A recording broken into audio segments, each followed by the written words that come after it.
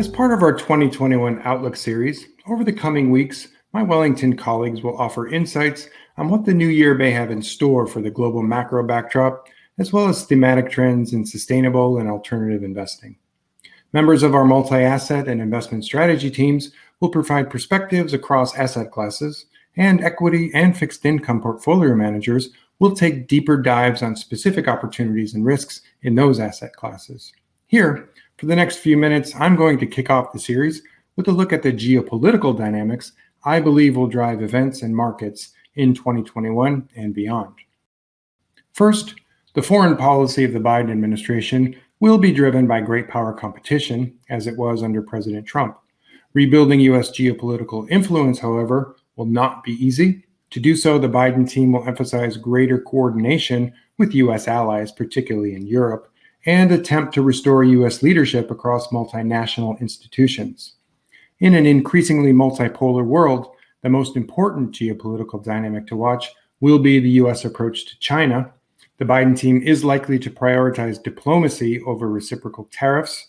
Improving diplomatic relations will produce greater policy predictability. It'll also lower geopolitical risks, a potential market and macro positive in 2021. However, a Biden foreign policy with a focus on human rights as part of a U.S.-led coalition of democracies will spark additional friction with China. And overall, the outlines of the weakening U.S.-China relationship, rooted in national security concerns amid rising great power competition, do remain firmly in place. Now, climate change is among the biggest threats to U.S. national security, as well as geopolitical stability over the long run, and it will be a significant domestic policy focus for the Biden administration. At the global level, climate does present an opportunity for the U.S. and China to find mutual areas of agreement, and that's another potential positive for bilateral relations. But deepening great power competition will present challenges. The world's four largest emitters of CO2, China, the U.S., India, and Russia, are also the four countries fueling great power competition. Global coordination on CO2 reduction levels will likely remain slow, and progress on climate change may be skewed towards domestic rather than international policies. Finally, as for the key investment implications, think differentiation and adaptation. From my geopolitical perspective, three trends will drive macro and market backdrops in 2021 and beyond: COVID-19 recovery, deepening great power competition, and climate change. All three will likely divide the world into winners and losers, with an increasing degree of differentiation at country, policy, industry, and asset class levels based on relative exposures to the macro impacts of the pandemic, a shifting world order, and the national security effects of climate change. These ongoing structural transitions are likely to be a net positive for actively managed strategies, particularly those that marry bottom-up investment expertise with the right thematic trends around the world. Now, through my geopolitics lens, I believe adaptation is the best way to conceptualize the investment opportunities this presents.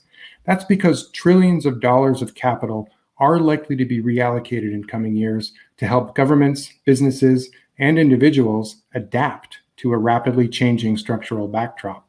This theme will be especially acute as COVID-19, combined with great power competition, forces a recalibration of supply chain vulnerabilities across newly strategic industries in healthcare, in biotech, and especially national security industries.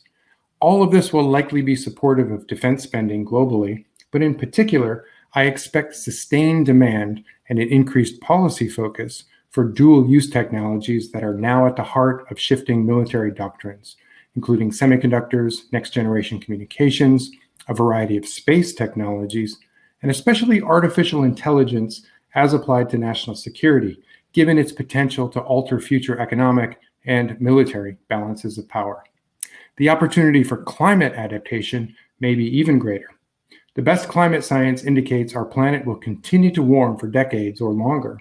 That fact is already creating demand for new technologies that will help humans adapt to this environmental reality. As the Biden administration moves climate to the center of the U.S. policy agenda, and as other countries, including China and across the EU, do the same, this emerging demand for climate adaptation is likely to grow in 2021 and for years to come.